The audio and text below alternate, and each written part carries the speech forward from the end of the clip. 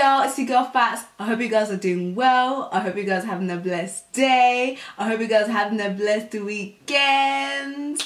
Listen y'all, we're halfway through Ramadan. Let me just tell you, days are flying by. Eid is already around the corner. I do love the month of Ramadan, but let me just tell you, the long hours are finishing me, for real, for real. I nearly burnt my iftar the other day. That's how exhausted I've been. Like, I'm surprised I even have the energy today. For real, for real. Today's video is going to be about what was it like living in Saudi Arabia.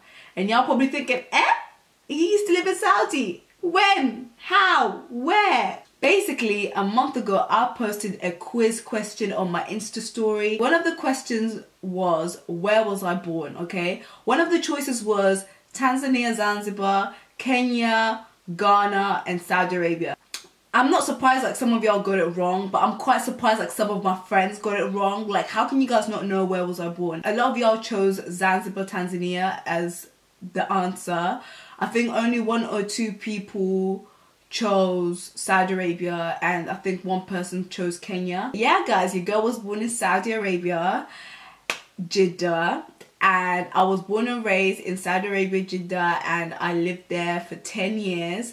I moved to England when I was 10. My mum worked there as a midwife and as a nurse, and she actually had a very, very good job there. When you are working as a nurse, teacher, and other occupations in Middle East countries, the salary is so much better than here. Fam, the salary here,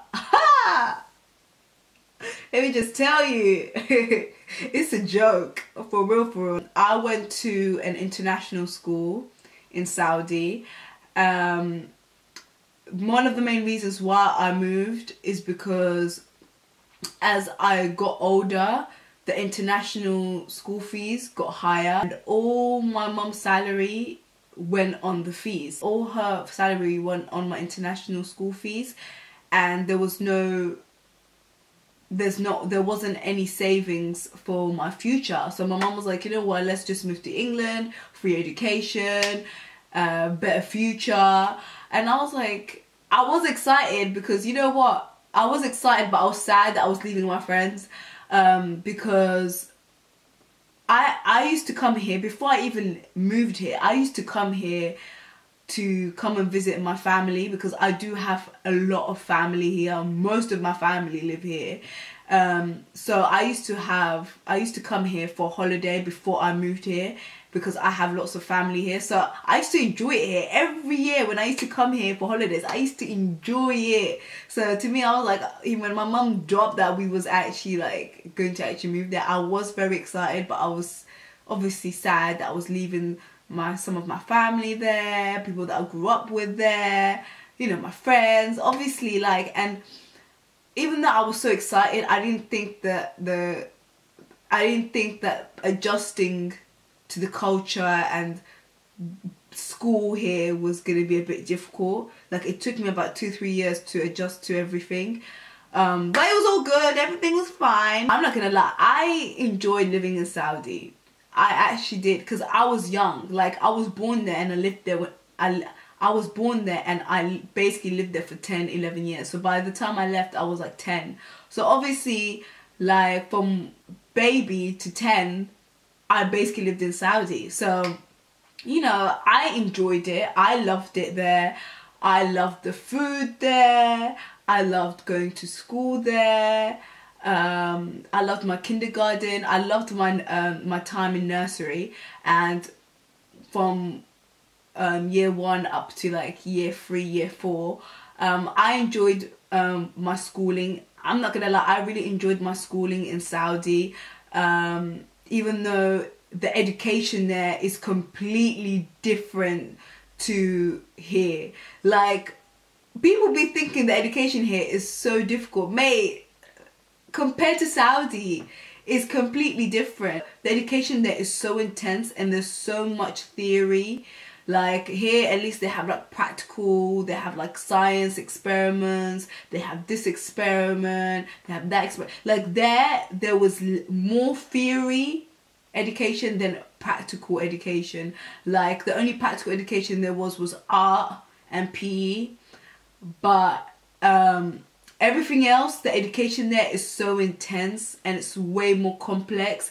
And let me just tell you, my textbooks, my workbooks were this thick. You know, here in England, the children at school, they be having their little book bags to take to school, yeah? But in Saudi, we had a proper children's suitcase to take to school because our books were so heavy. Maths theory books were this thick, workbooks were this thick. English reading books, workbooks were so thick. Every subject had their textbook, their workbook and their homework book. It was so intense. Like my mum, before she moved to England, like she used to sit with me like every evening after I've had my nap, in the weekends. She used to sit with me every day, every weekend, made sure all my homeworks were done, like made sure I did all my work. When it came to revision, like she was with me every single day. Like, don't get me wrong, I did take breaks, but fam, the breaks were like what, 10-20 minutes or an hour. But the education there was so intense. From when I was a kindergarten student up until I was in grade 3, year 3, I was an A-star A student. Like my mum did not play because the education there is so different to how it is here. The good thing about it is, it's like, when it comes to primary school education, I'm kind of glad I did it in Saudi. When it comes to like education, like from high school up until 6th form, up until university, I'm so glad I did it here because we all finish education earlier. Once you hit 21, you finish your education. But there, mate, they go on and on and on, just like Tanzania. Like, fam, the education, they finish education late. When it comes to countries like Saudi, Tanzania and other countries, yeah, like they tend to finish their education so late. But when it comes to England, one thing that I'm happy about, that I finished my education quite early. Like by 21, I finished my education. When it came to Eid, Ramadan, oh my god, Eid there is so much better compared to here. When it's Eid in Saudi, like you can actually feel it, like it's Eid. Like it goes on for a whole week, schools are closed, like the vibe is so much better. Fam, I used to be so rich when it came to Eid. Like the amount of people that used to always give me money, like when you go to people's houses, they be giving you all this money to be spending. I used to think I was rich. Listen, Saudi shawarma is so bomb. Like for real, I don't think you guys understand. Like don't get me wrong, I'm not a fussy eater. I even eat shawarma here, but nothing can compare the shawarma in Saudi. Saudi shawarma is so buff, oh my god. Like I remember my real dad used to give me money like every day for so long to go and buy shawarma. It's so buff and it's so cheap, man. Like literally, like the shawarma place used to be like not far away from my house, and I used to buy at least 2 shawarmas, sometimes 3, because it's so buff. Oh my god, I can just feel it on my tongue right now. I know I'm not supposed to, but so buff. I'm sorry, it was just so buff. When it came to like people, obviously like I had friends and stuff, but I feel like there was a little bit of racism going on. Some of the Saudi people there, they don't like foreigners. They tend to actually like be direct with you and tell you that they basically don't like you with the words that they say. I feel like back then it wasn't as much as it is now. Like right now they're literally in your face, like they don't care. Like the way they are treating foreigners in Saudi right now is actually mad. They're making like foreigners' lives a bit harder now, so people are just going back to the countries now. Like I know a lot of like family friends and some of the families that I grew up with, cousins, they've all gone back. Most of them have all gone back to Kenya, Tanzania, like literally, like, because it's like, bruh, like, what do you mean? Are you being for real? Like, I can just go back to my country, you know? The weather in Saudi, literally sunshine all day, every day. Like, it was just so hot. And obviously everyone all the women had to be covered with abayas and, you know, headscarves.